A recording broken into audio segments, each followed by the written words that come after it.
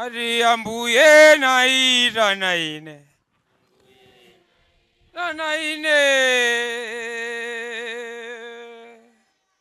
naira naine tapumulire kuno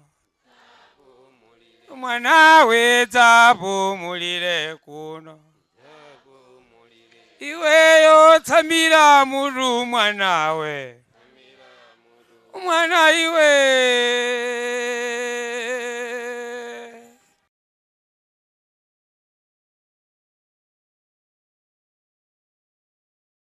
tiyamikeso mulungu makamaka chifukwa cha tsiku labwino, tsiku la lero.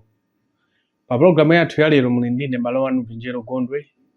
Tikumbukire programu imene yamatipatsira ndi Lilongwe School of Biblical Studies ku Lilongwe ku Mitundu. Komanso ena tikuzofuna kuti programu imene zitha kuimvera pa nthawi yathu pamapero timapereka nambala imene mukugwiritsa ntchito kuti titha kutumizira programu imene zigwira ntchito pa WhatsApp. Komanso programu imene mukuzipeza pa tsamba lathu la pa YouTube mungoyang'ana Lilongwe School of Biblical Studies muzapeza programu imene komanso maphunziro ena ambiri. Komanso mukuzopita pa website yathu mungoyang'ana www.lsobs.com. pamenepo mudzatha kupanga download application kathu mudzapanga install mfoni mwanu imene mudzapeze programu iyi komanso ma programu ena ambirimbiri amene angapitirize kuthandizani inu moyo wanu wa uzimu. Lero tsopano tikulowa mu programu yathu ya namba 80 imene ilipo ziro chokera buku la Mlaliki chapter chake cha 9. Takati kuphunzira ochokera Mlaliki chapter 1 mpaka pano chapter 9 ndipo taphunzira maphunziro osiyana. Mu chapter 9 mlembi wa buku limeneli anatilowetsanso kumbali ina ya moyo. Anafotokoza kunena kuti pali zinthu zambiri zimene zinachitika m'moyo mwathu. Pali zinthu zina zimene anthu timaziganizira zitayenda chonchi zikozokhala bwino koma zimakachitika mwa mtundu wina. Mwachitsanzo mwina zimatha kupezeka kuti mwa moyo wathu wa tsiku ndi tsiku mwina pali mpira wa miyendo. Ukapeza kuti timu ina yayikulu ikumenya timu ina yaying'ono. Mpira uja usanayambe anthu timanena kuti papa ndi awina ndi awa basi palibe sokayikira.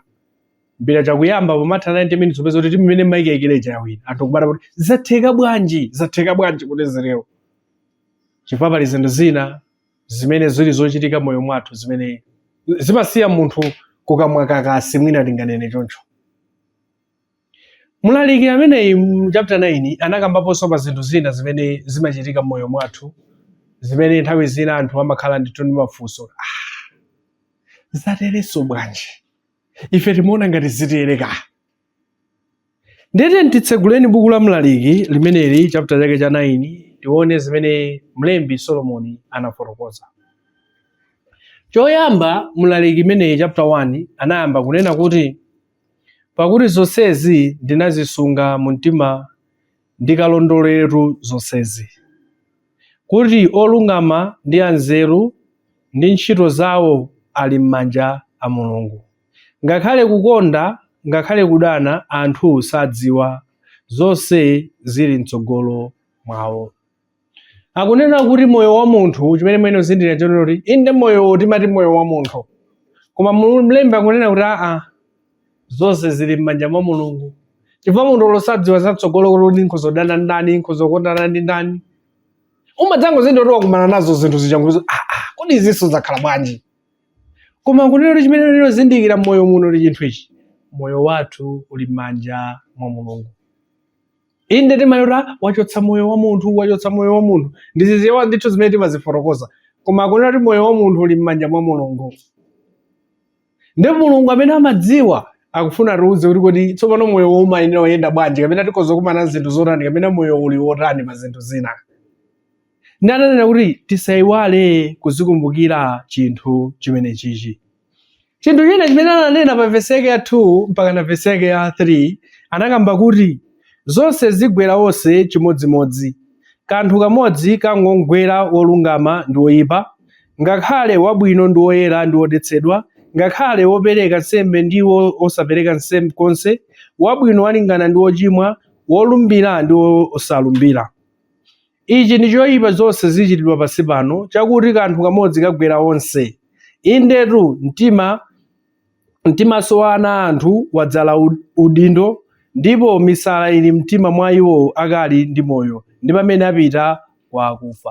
Ndakunena kuti verse 2 verse 3 akunena kuti pali zinthu zina zimene munthu wopemphera, munthu osapemphera, munthu woyipa, munthu wabwino, anthu onsewa akuti amafanana pa chinthu china chimene chili chimodzi chimene chichonora aliyense amadabota bwanji izi zichitikawo koma kuti popeza moyo uli m'manja mwa Mulungu akuti pali zinthu zina zimene zimagwera onse.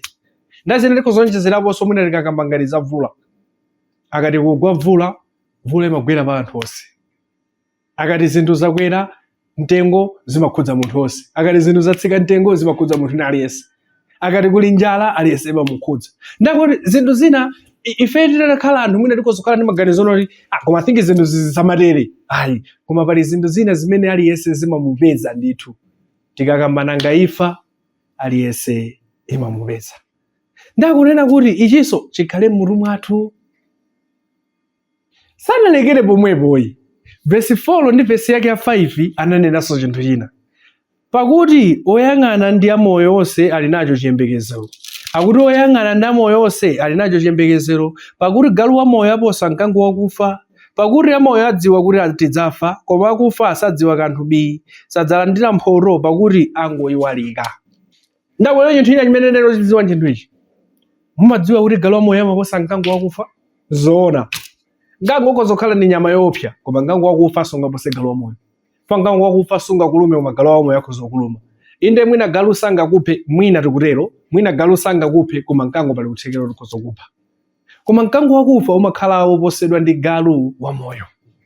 Ndakunena kuti koma chinthu china chimene lero chikubukira ndi chinthu chimenechi, munthu amamwalira, ukozokhala wamphamvu ziko zakutha.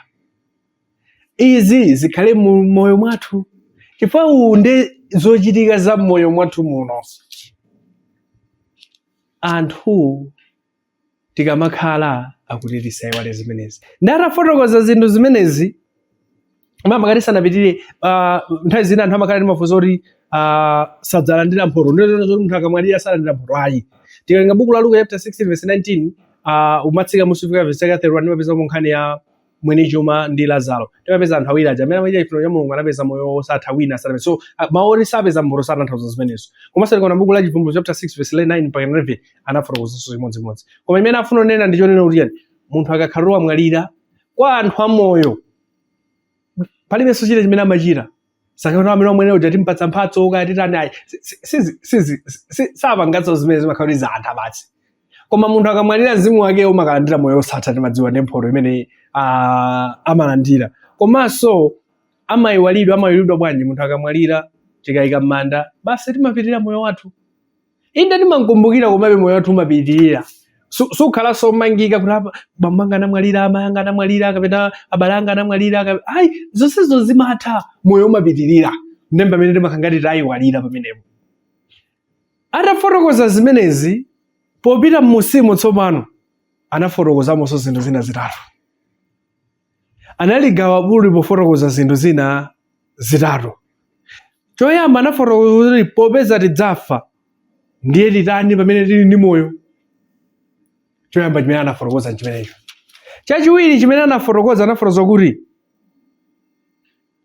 tidziwe kuti pali zinthu zina zimene zili zosapanganika. Vesi yake ya 11 mpaka vesi yake ya 12. Ndipo chachitatu anafotokoza kuti zomwe tidziwe popeza pali zinthu zina zosapanganika. Tidziwe chani popeza zinthu zina zosapanganika. Buku limene chapter chimene chanachigawa magawo atatu. Gawo loyamba popeza tidzafa ndiye titani pamene tili ndi moyo. Ndani mwachidula afuna tozo kuti kodi mmakonzekera za imfa yanu. Pang'ono dziko likusintha zinthu zosintha. Mbuyomu zaka za mbuyomu kuti munthu azoti wagulira tubokosi wagulira tumanda anthu amadabwa naye bwanji amene ayisaganiza munthu oyipa. Koma tozoti popita pa tsiku pano zinthu zosintha anthu amagulira tumabokosi amagulira tumandawo kozakoza kuti ngadzamwalira mudzandike pati mudzandike pamenepa.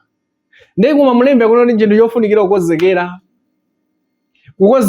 kuti udzamwalira chinthu chofunikira zinayikika kale kuti kwa munthu buku la Hebrew chapter 9 verse 27 kwayikika kwa munthu kufa kamodzi kenako chiweruzo. Zinayikika kuti munthu amafa ndithu. Ndipo pesa zinayikika kuti wazindikira kuti udzafa ndiye utani tsopano. Verse 7 akuti chimene uyambe uchita ndi chinthu icho. Verse 7 tidye akuti tiye idya zakudya zako mokondwa numwe vinyo wako mosekerera mtima pakuti Mulungu wavomerezeratu zochita zako. Akuti cha namba 1 ukazindikira kuti udzafa usayiwale chinthu ichi, sangalala. Chifukwa kuti Mulungu wavomerezeratu zochita zako, kapena Mulungu wavomerezeratu ntchito zako. Chimene afuna nena panja kuti popeza tidzafa ukakhala ndi mwayi wofunika kusangalala, sangalala ndithu. Siku lakwaso kugula nyama, siku lakwaso kugula fanta, siku lakwaso kusangalala munthu. Koma kunena kuti usangalale fa Mulungu wavomereza ntchito zako. Akatavomereza ntchito zako sakufuna kunena zoti wavomereza kayo sangalala mophwanyira Mulungu kwayi. Koma afuna kunena zoti popeza Mulungu amatipatsa ife moyo, Mulungu amatipatsa ife ntchito, Mulungu amatipatsa ife zinthu zofunikira pa moyo wathu. Ngati wapeza pa chinthu chija pa chimene umachita, sangalala. Ndiye choyamba kuti popeza udzamwanira uzindikire kuti uli ndi udindo woyenera kuti usangalale. Chachiwiri chimene anakamba pa verse yake 8 anakamba kuti verse 8, zovala zako zikhale zoyera masiku onse, mutu wako usasowe mafuta. Akuti zovala zako zikhale zoyera masiku onse ndipo mutu wako usasowe mafuta. Chimene afuna kunena nchonena kuti nyani, pakoza khala mwina matanthauzo awiri. Tanthauzo loyamba ikuza tanthauzo kuti zisamale kola zovala zako, vala zovala zabwino, vala zovala za mtengo umene ungakwanitse, vala zimene ungakwanitse kuti uvalezo. Komanso mutu wako usasowe mafuta. Tanthauzo loyamba ikuza khala tanthauzo ameneyo. Chachiwiri ikuza tanthauza kuti zimene mazionanso mwina buku la Chivumbulutso chapter 22 verse 14.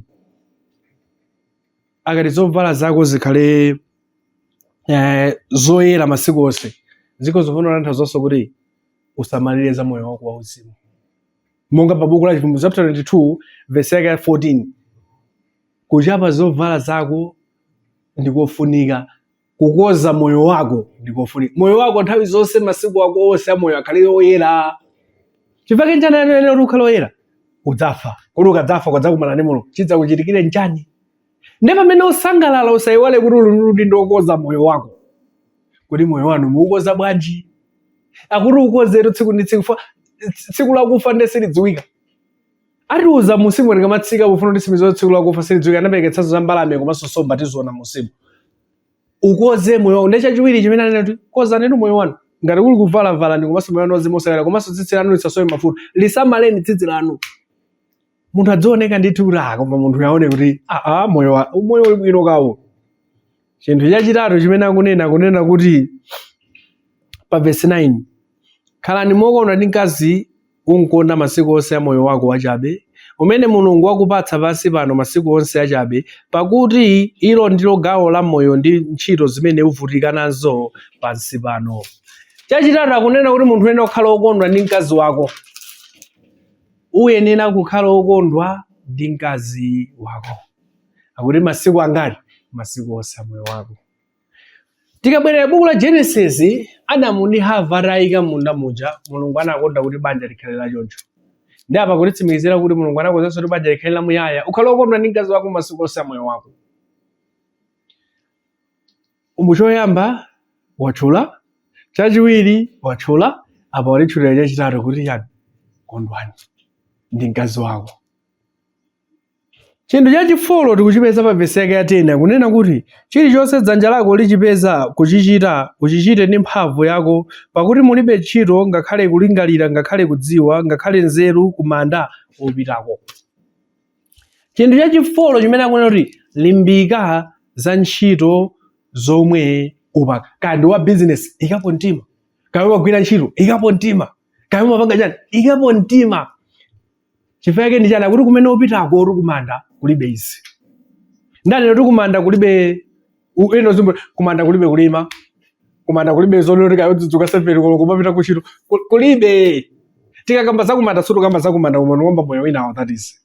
Ndakunena kuti kumeneko kulibe zonsezo, komanso ati kulibe nzeru kapena kulibe kudziwa. Chimene afuna nena choti kulibe koza school kulibe kuti awa wali PhD, awa wali masters, awa wali ife ukangoti wamwalira basi izi zonse zije zatha ukusoyamba moyo wina.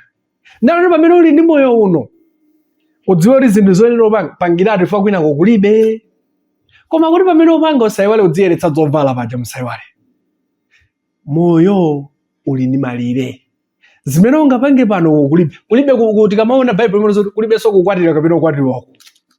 akazi amene usangale nawo pano sukasangalala nawo zinthu zimene nazo pano sukakukhala nazo ndipaka kuti ukamagwira ntchito gwira ndi mtima wosefa pamene ungagwire ntchito imeneyo ndi pano uko kulibe zotani mandili ndi shopu musikamu andi ndi hardware andi lima chakuti kulibe ndakuti ndipake utengeratu mwayi wa zinthu zimenezo pano zipangiretu ifa kwinako kulibe ndiye gawo limene loyamba kunena kuti popeza udzafa muchite izi sangalalani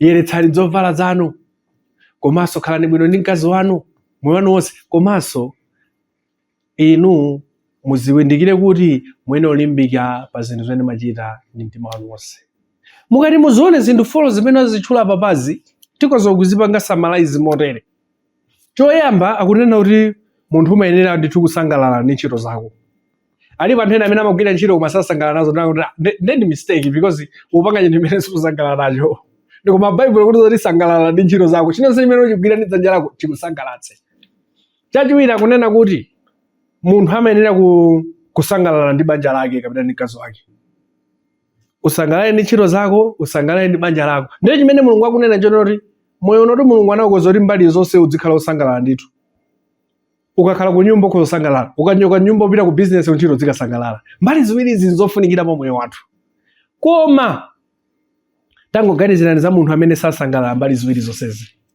kapena mbali imodzi sasangalala tangoganizirani mwina sasangalala ku ntchito kwake koma amasangalala ku banja mwina sasangalala ku banja kwake amasangalala ku ntchito ndiye kuti ndi munthu orani ndendere tikozonoti alibe kapena chisangalalo alibe ifa mulungu akutoza kuti izizi ziyenera kusangalatsani inu ndakuti pozindikira kunena kuti ifeyo pamene tikukhala pa dziko lapansi pano pali zinthu zimene zili zosapanganika tikadzakumana nazo tidziwe kuti tinero chita izi tisanakumane nazo gawo lachiwiri limene analinga nzonena kuti akutuza kuti pali zinthu zina zimene zili zosapanganika vesi ya 11 ndi vesi ya 12 vesi 11 ananena kuti ndinabweranso ndi kuzindikira pansi pano kuti omwe athamanga msanga sapambana liwiro ngakhale olimba sapambana nkhondo ngakhale anzeru sapeza chakudya ngakhale ozindikira bwino salemera ngakhale odziwitsa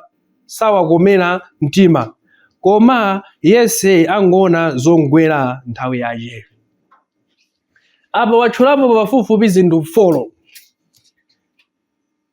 ponena kuti popeza zinthu zina zili zosapanganika ndi anatchula ku zinthu zingapo verse 11 verse 12 koma verse 11 watchulapo zinthu folo pena ifeyo ngati anthu tizinde kuti pali zinthu zambiri zimene sizayenda amene timaganizira monga mmene ndaperekera muja aliyense ali wang'ono anali ndi zimene amafuna atadzapanga moyo umafuna muzazalani antadzakhala dokotala inu ine ndadzakhala nesi inu ndadzakhala mphunzitsi inu ndakhala wapolisi ine ndakhala nawo tadzifunseni malopa muli pati ndi mu baibulo lonse kutsimikiza kuti moyo ndovuta pali zinthu zina zimene zosapanganika basi ndakutipatsa chitsanzo kuti mudziwe zinthu zosapanganika taonani zitsanzo izi choyamba wanena kuti zimatotheka munthu amatokhala odziwa othamanga koma kuluza mpikisano ndiye munthu akhoza kuti azitheka bwanji mwina ena munaonapo munthu odziwa othamanga mwina upeza kuti wapweteka kera ngumata aluza mpikisano wawina ndoyo chamulepheretsa njani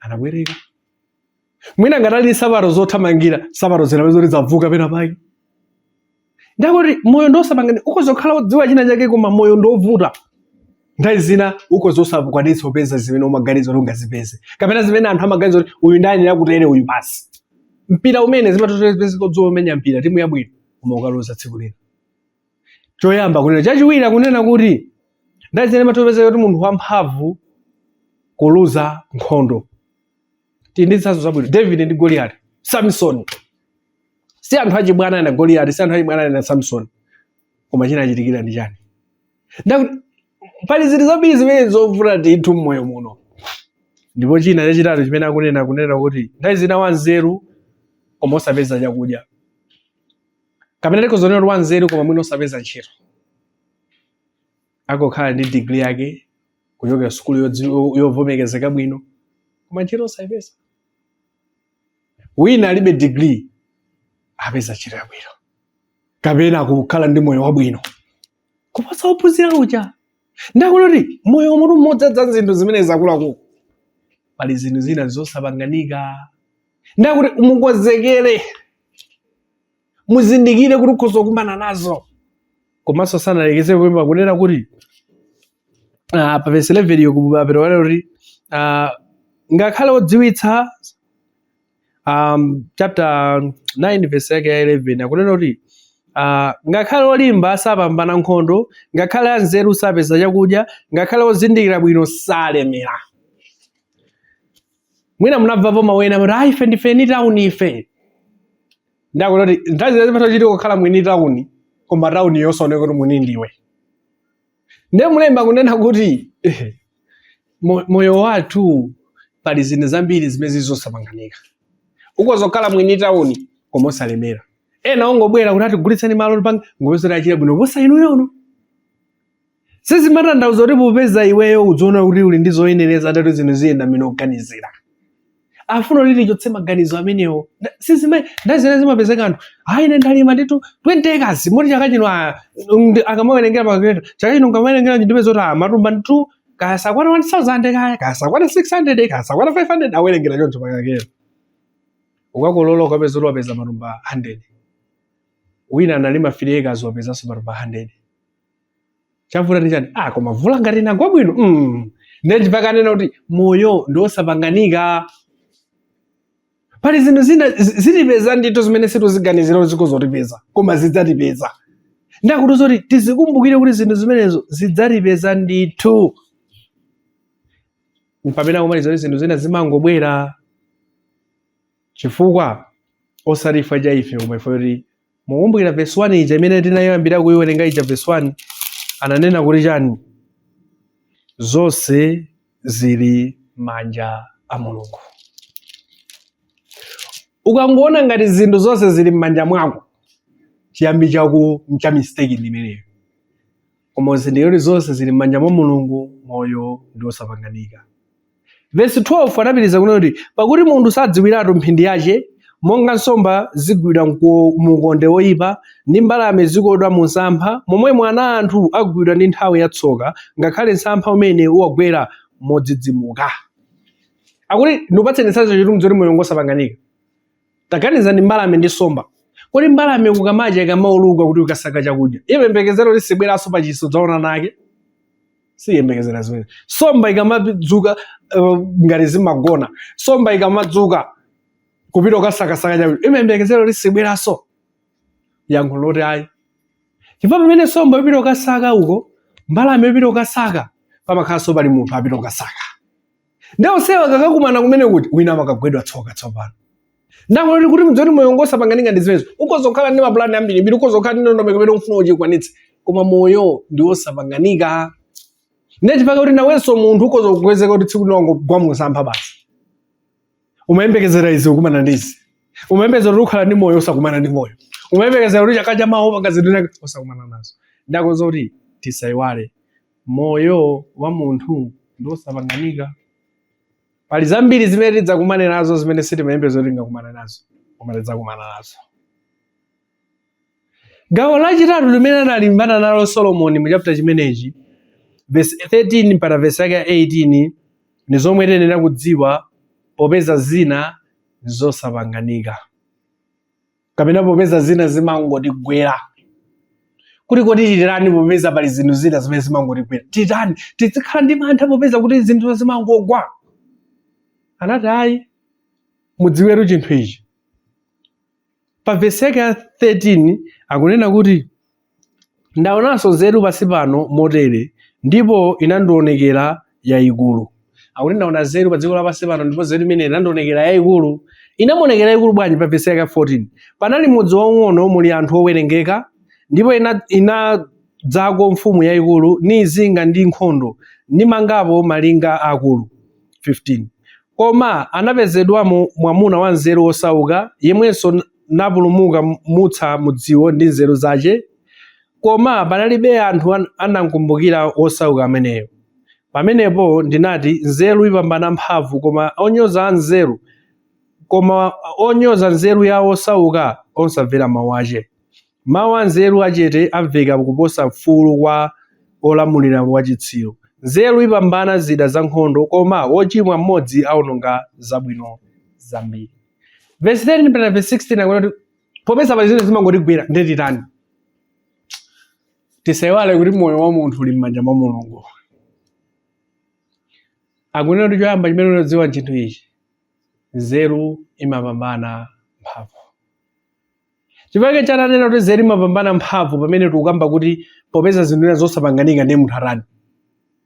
Munthu ukakhala ndi nzeru kunoti pali zinthu zina zimene udzakumana nazo zimene sumayembekezera, ukakumana nazo umakhala unakonzekera kale, ukonzekeretsa kale moyo wako kuti nkadzakumana nazo inde zidzandisokoneza, inde zidzandikudza, inde sindidzasangalala nazo. Koma popeza zinayikidwa kuti ndidzakumana nazo, nde ndizidakumana nazozi, nde nditani kuti ndithane nazo. Maona tsopano imene afuna ndinene? Ukakonzekeretseratu nzeru zako, ukakonzekeretseratu moyo wako kuti nkadzakumana ndi izi, ndidzapeza solution. Ndipake nthawi zina anthu ena amati akakumana ndi mavuto amaganiza kudzipha. Chifukwa chake njani? Samayembekeza kuti angakumana ndi zimenezo.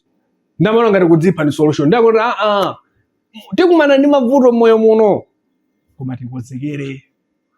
Ndakupereka chitsanzo kuti takuganiza amene mudziwina amene mfumu yayikulu inawuzungulira koma muzerere ndontho ochepa, akuti zinatengera nzeru za munthu ena osauka kupulumutsa mudzi. Anapulumutsa bwanji? Ati sanagwiritsa ntchito mphamvu, anagwiritsa ntchito nzeru. Anagwiritsa nzeru bwanji? Momwe atamenye nkhondo iwo anali ochepa, mfumu ija yayikulu anabwera ndi solution ndikhupero yokambirana. Ngono kuti chimene chulakwika ndi chani ndipo tipite bwanji? Kana kuona zoti mudzi uja pali bara kuposa mphamvu, fana akagwiritsa mphamvu iwo aja sizinangatheka. Ndapereka chitsanzo kuti patali nkhani mudzi uno unatere, zinatere, koma tsoka lake lilautani. Anthu anamuiwala. Umatha kuthandiza anthu, koma anthu amatha kuiwala ndithu. Ndakuti mavuto ukonza kumana ndi vuto limene ungadzafuna anthu ena akuthandize. Anthu uwathandiza, koma iwe ikadzafika nthawi yoti akuthandize, anthu amakuiwala kuti aya lese umakuzemba pamene iwe unawathandiza. Munthu anali wosauka koma anapulumutsa mudzi, koma anthu anamuiwala. Inunso mukozothandiza azanu amene mavuto lero. Mavuto akadzakugwerani inu, zikozotheka anthu aja kuiwalani, osakukumbukirani. Ndakuti mukonzekereso zizo zimatha kutichitikira moyo mwathu. Pa verse 17 anayankhula kuti kuyankhula za nzeru ngofunika kuposa munthu ongoyankhula zinthu zambirimbiri zopanda nzeru.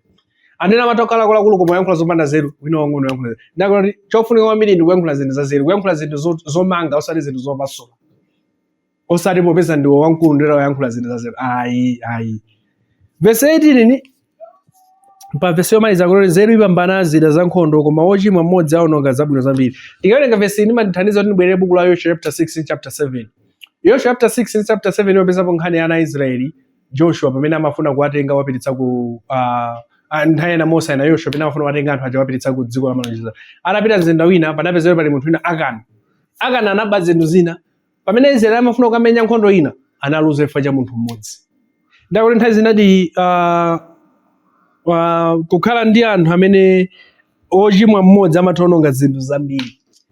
Ngati talekerera kuti ochimwa akhale pakati pathu ndipo situchitapo kanthu, adzaonongetsa zinthu zonse. Ndi Solomoni akunena kuti pali moyo ndovuta, zinthu sizipanganika, anthu amatha kuiwala, anthu osakuthandiza, koma chachikulu tiye tikhale ndi nzeru, tidzikonzekeretse kuti tikadzakumana ndi mavuto ngati amenewa tidzathana nawo motani. Ndi Solomoni chapter imeneyi mu Amaleki chapter 9, mlembi Solomoni akunena kuti moyo muli zinthu zambiri zimene tidzakumane nazo, zina zimene sitimaziyembekezera kuti tikhozokumana nazo, koma tidzakumana nazo. Pa programu ya lero munali ndine m'bale wanu Vijelo Gondwe.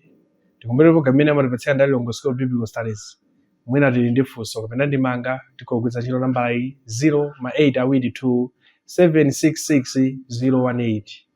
Komanso maphunziro amene mukuzowapeza pa tsamba lathu la YouTube yang'ana Longo School Biblical Studies, mudzapeza maphunziro amene komanso maphunziro ena. Komanso nambala taperekayo mukuzotitumizira message, tidzatha kutumiziranso maphunziro ngati imene mtomvera pa nthawi yanu, komanso maphunziro ena ambiri. Kufikiranso nthawi ina Mulungu akudalitseni nonse. Amen.